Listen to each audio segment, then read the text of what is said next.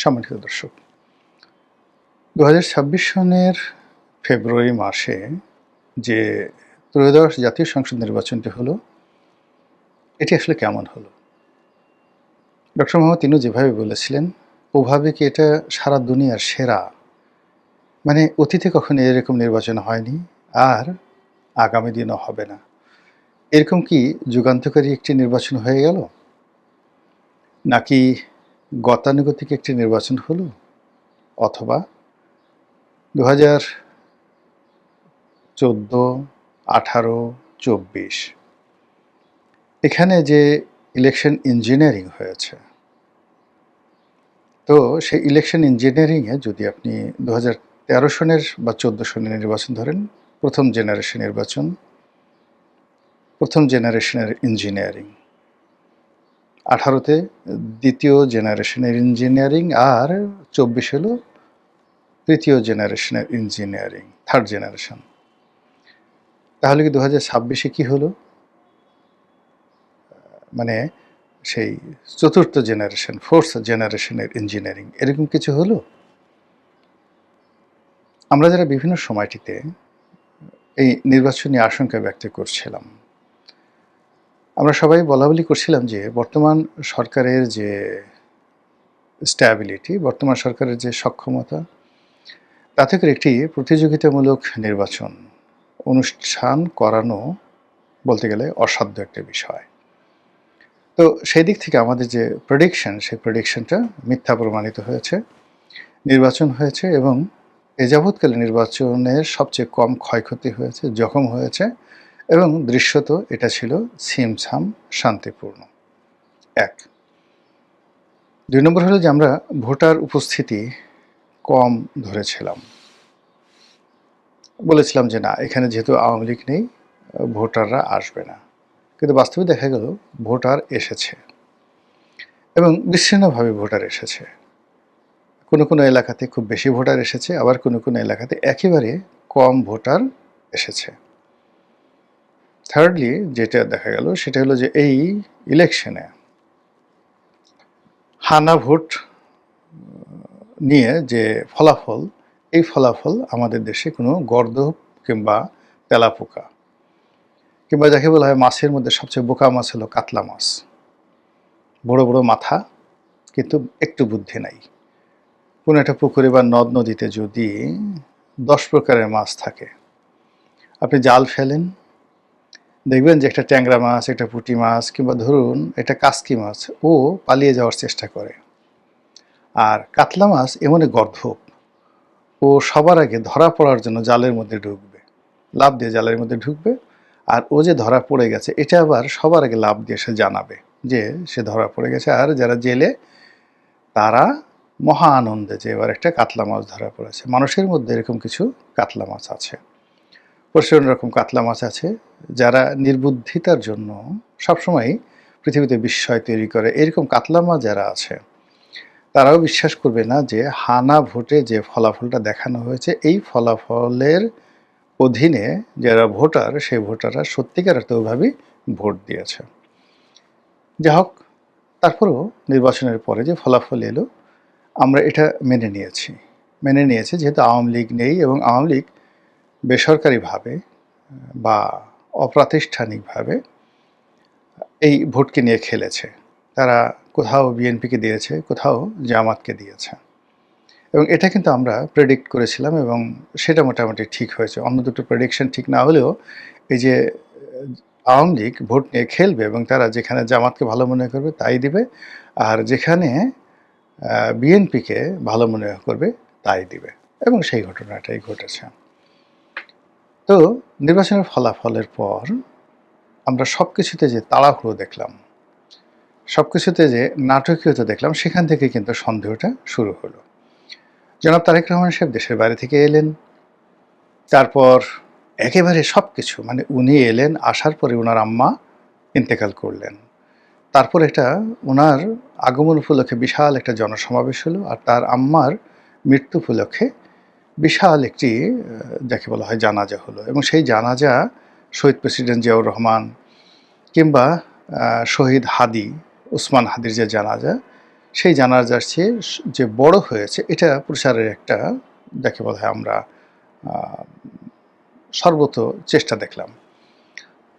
এরপর নির্বাচনের মাঠে জনাব তারেক রহমান সাহেব ছুটলেন এবং তিনি যে ১৭ বছর দেশের বাইরে ছিলেন, তারপর তার শরীর যে অসুস্থ, তার মেরুদণ্ড ভাঙ্গা কিংবা তিনি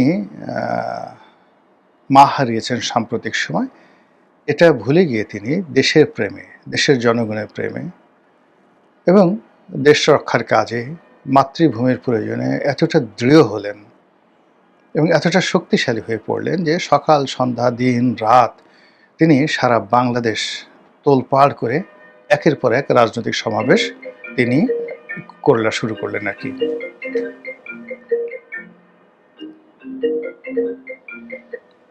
তো একের পর এক তিনি সেই সমাবেশ করা শুরু করলেন। এরপর ভোট হলো, ভোটে জয়লাভ করলো বিএনপি এবং এটা প্রত্যাশিত যে বিএনপি এভাবে জয়লাভ করবে। তারপর নাটক হলো, নাটকের পর সেই যাকে বলা হয় জাতীয় সংসদ, সেখানে শপথ গ্রহণ হলো, নজিরবিহীনভাবে শপথ গ্রহণ হলো। আর সেই শপথ গ্রহণের আগে এনসিপি এবং জামাত বলল আমরা এখানে শপথ গ্রহণ করব না, কিন্তু তারা আবার নাটকীয়ভাবে শপথ গ্রহণ করলো। তো এরপর সরকার গঠিত হওয়ার পরে তার মন্ত্রীরা, প্রধানমন্ত্রী একের পর এক চমক সৃষ্টি করে যাচ্ছেন। সেই প্রচণ্ড গরমের মধ্যে অনেক মন্ত্রী কোট পরছেন, টাই পরছেন, তারপর তারা বিভিন্ন মন্ত্রণালয়ে যাচ্ছেন, দেশে ঘুরে বেড়াচ্ছেন, এখানে সেখানে খাল কাটছেন। মানে এমন একটা ব্যাপার যে খুব দ্রুত বাংলাদেশটাকে তারা একটা স্বর্গের উদ্যান বানিয়ে ফেলবেন। অন্যদিকে যিনি প্রধানমন্ত্রী, তিনি খুব সাধারণভাবে চালচলন করছেন দিল্লির বাদশা নাসিরুদ্দিনের মতো। তারপর তিনি রাষ্ট্রীয় প্রোটোকল ঠিক আগের প্রধানমন্ত্রীরা যেভাবে রাখতেন সেগুলো বাদ দিয়ে খুব সাধারণভাবে চালচলন করছেন, তার মন্ত্রীরাও সেভাবে চালচলন করছে। তো এগুলো নিয়ে মানে লোকজন খুব খুশি যে না, দেখতে শুনতে বেশ ভালো লাগছে। কিন্তু এরই মধ্যে জামাত অভিযোগ করেছে যে তারা বিভিন্ন অন্তত 50টি আসনে তারা নিশ্চিতভাবে জয়লাভ করেছিল।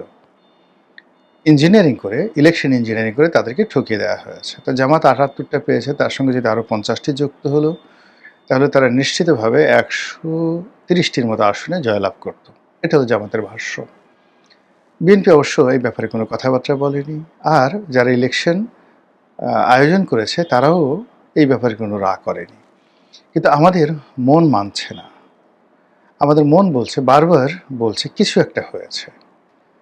এটা অতীতের সেই তিনটি ইলেকশন ইঞ্জিনিয়ারিংয়ের কারণে হতে পারে, অথবা এই নির্বাচন পরবর্তী সময় কারোর মধ্যে মানে আনন্দ নেই।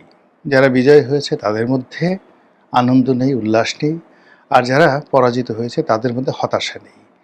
সব কিছু দেখে মনে হয়েছে যে আমি দামি, আমি মামু বা চাচা ভাতিজা, শালা দুলা ভাই, তাদের মধ্যে সমঝোতামূলক যখন একটা জিনিস হয়, কুক পলাফলি খেলা হয়, তো সেক্ষেত্রে যে ফলাফল হয়, এই নির্বাচনের সেই ফলাফলের পর আমাদের মনে হচ্ছে যে সবার নিরানন্দ ভাব দেখে মনে হচ্ছে কিছু একটা হয়েছে। তো আমরা যারা নাদান বান্দা, নাখান্দা বান্দা, আমরা হয়তো অনেক কিছু জানি না, অনেক কিছু বুঝি না, কিন্তু আমাদের দেশে যারা মিলিটারি এক্সপার্ট রয়েছেন, বিভিন্ন সময়ে সাহস দেখিয়েছেন, নানা রকম কথাবার্তা তথ্য বলার চেষ্টা করেছেন, তাদের মধ্যে কেউ বিশেষ করে কর্নেল হাসিন, যিনি আয়নাঘরে গুম হয়েছিলেন, তো তিনি একটি বক্তব্য দিলেন যে দিল্লিতে সাবেক রেজিমের যে সকল ইলেকশন ইঞ্জিনিয়ার রয়েছেন, যারা সেই আমিরামি নির্বাচন, রাতের নির্বাচন অত্যন্ত সফলভাবে করেছিলেন, এ সকল দাগি আসামি তারা দিল্লিতে পালিয়ে গিয়েছিলেন। এই নির্বাচন করার জন্য তাদেরকে দিল্লি থেকে আনা হয়েছে। এটা খুবই সিক্রেট, কারা এনেছে, কীভাবে এনেছে, আই ডোন্ট নো।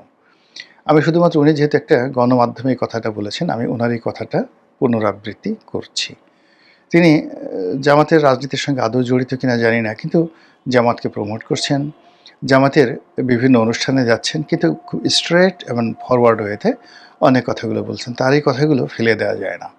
তো তার সেই কথা এবং একই সঙ্গে জামাতের যে অভিযোগ এবং বিজয়ী এবং পরাজিত যারা আছেন তাদের মধ্যে নিরানন্দ ভাব। অন্যদিকে আওয়ামী লীগ কেমন যেন খামোশ হয়ে গেছে। মনে হচ্ছে যে তারা যেভাবে চেয়েছিল সব কিছু সম্ভবত সেভাবে হয়েছে বা সেভাবে এগোচ্ছে। নির্বাচনের পরে এখনো পর্যন্ত সংসদ অধিবেশন বসেনি। মার্চ মাসে 12 তারিখে সংসদ অধিবেশন বসবে, কিন্তু এর আগেই সরকারের সকল গুরুত্বপূর্ণ পদ পদবিতে যাকে বলা হয় নাটকীয় সব পরিবর্তন হয়ে গেছে। বাংলাদেশ ব্যাংকের গভর্নর, দুর্নীতি দমন কমিশনের চেয়ারম্যান, সচিবালয়ের ক্যাবিনেট সেক্রেটারি থেকে শুরু করে অনেক গুরুত্বপূর্ণ সেক্রেটারি যারা বাদ পড়েছেন, নতুন নিয়োজিত হয়েছেন। সেনাবাহিনীর সবচেয়ে গুরুত্বপূর্ণ পদ পদবিগুলোতে বিএনপি তাদের পছন্দের মানুষ তাদেরকে নিয়োগ দিয়েছে। এর মধ্যে ডিজিএফআই প্রধান নিয়োগ দিয়েছে এবং নিয়োগ পাওয়ার পর একেবারে তরুণ, মানে ডিজিএফআইয়ের প্রধান যিনি হলেন, মানে ব্রিগেডিয়ার থেকে তাকে প্রমোট করে মেজর জেনারেল করে ডিজিএফআই প্রধান করা হলো। এবং আমার জানা মতে ডিজিএফআই প্রতিষ্ঠিত হওয়ার পর এত তরুণ কোনো কর্মকর্তা এই গুরুত্বপূর্ণ প্রতিষ্ঠানটির দায়িত্ব নেননি। এবং তিনি দায়িত্ব নেওয়ার সঙ্গে সঙ্গেই সম্ভবত অসুস্থ বোধ করলেন। তিনি চলে গেলেন ভারতে সস্ত্রীক, এবং সেখানে চিকিৎসার জন্য ভারতে গেছেন বলে বলা হচ্ছে। আর যারা দুর্মুখ তারা বলার চেষ্টা করছেন যে ইতিউতি কিতিকুতি পুতি করার জন্য হয়তো তিনি গেছেন। এখন ইতিউতি পুতি কিতিকুতি কি, এটা আপনারা একটু নিজেরা বুঝে নেন। যে ডিজিএফআই প্রধান দায়িত্ব গ্রহণের সঙ্গে সঙ্গে তিনি চিকিৎসার জন্য ভারতে গেছেন সস্ত্রীক। এনিওয়ে, তো এখন সেই ডিজিএফআই থেকে শুরু করে সব জায়গায় পরিবর্তন হয়ে গেছে। শুধুমাত্র দুটো পদে পরিবর্তন হয়নি, তিন বাহিনী প্রধান সেই পদে পরিবর্তন হয়নি, আর রাষ্ট্রপতি পদে পরিবর্তন হয়নি, আর সব পরিবর্তন হয়ে গেছে। অন্যদিকে যারা উপদেষ্টা ছিলেন তাদের অনেকের জীবন তছনছ হয়ে যাওয়ার মতো উপক্রম। দুর্নীতি দমন কমিশনে তাদের বিরুদ্ধে তাদের বিরুদ্ধে অসংখ্য অভিযোগ পড়েছে। এবং আমাদের যে কেন্দ্রীয় ব্যাংকের যে ফাইন্যান্সিয়াল যেটাকে বলা হয় বিএফ ইউআইডি এরকম কি একটা রয়েছে আর কি, ফাইন্যান্সিয়াল ইন্টেলিজেন্স ডিপার্টমেন্ট যেটিকে বলা হয়, তারা বেশ কয়েকজন উপদেষ্টার ব্যাংক হিসাব তলব করেছে। তো এই হলো অবস্থা। আর সেই অবস্থার মধ্যে যখন এরকম ইঞ্জিনিয়ারিংয়ের কথা আসছে, তখন আমরা ভাবছি তুমি কেমন করে গান করো হে গুণী। মানে এবারের ইঞ্জিনিয়ারিং যদি হয়ে থাকে তাহলে এটা এত সূক্ষ্ম, এত বৈজ্ঞানিক, এত আলট্রা লেভেলে এই ইঞ্জিনিয়ারিংটা হয়েছে, এটি একমাত্র আল্লাহ রাব্বুল আলামিন ছাড়া। সে যদি দয়া করে আমাদের কাছে এটি উন্মুক্ত করে না দেন, মানে আগামীতে এই যারা এই সমস্ত ইঞ্জিনিয়ারিং করেছেন তাদের কারো হয়তো কুড়োকুষ্টি হবে, কারো হয়তো প্লেগ হবে, তারপরে কারো হয়তো কলেরা হবে, গুটি বসন্ত হবে, অনেকে স্বপ্ন দেখবে, অনেকে জিন ভূতের কবলে পড়বে। তখন তারা ভয়ে বলে দেবে যে আমরা এই কাজগুলো করেছি, এই কাজগুলো আমরা করেছি। তো সেক্ষেত্রে হয়তো আমরা জানতে পারবো, কিন্তু তার আগ পর্যন্ত আমাদের দুর্বল বুদ্ধি যেভাবে 2014 সনের ঘটনা প্রেডিক্ট করতে পারিনি, এবং ঘটনা ঘটার অনেক দিন পরেও আমরা বুঝতে পারিনি।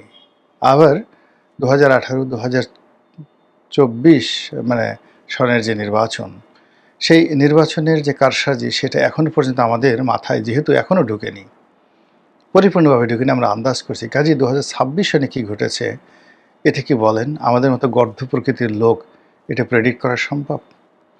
আল্লাহ আমাদের সবাইকে হেদায়েত দান করুন এবং হেফাজত করুন। আসসালামু আলাইকুম রহমতুল্লাহি ওয়া বারাকাতুহু।